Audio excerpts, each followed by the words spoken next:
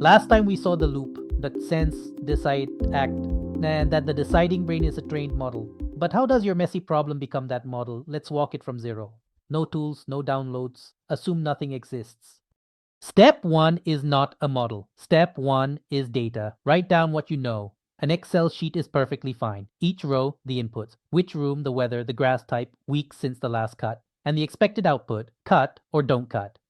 And experience counts as data. The grass companies here have been cutting for 50 years, a family business. They walk your yard once and hand you a 1 year calendar.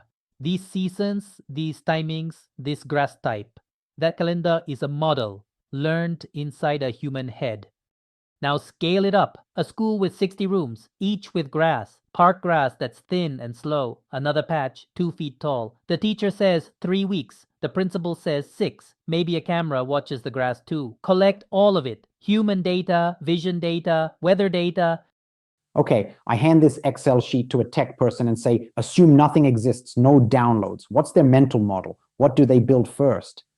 The first build is not a neural network, it's a decision engine. He puts your data into a system, finds the patterns, this room is always 3 weeks, that one 6, and turns them into formulas and rules. You send the inputs, it answers cut, yes or no.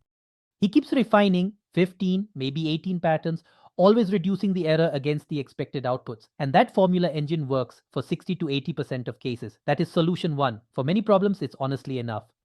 Then people push back. Filling in inputs is too much. We just want to ask. The teacher in room 53, the principal a kilometer away, they want natural language. That is the moment a small language model for one domain, a small grass model, earns its place.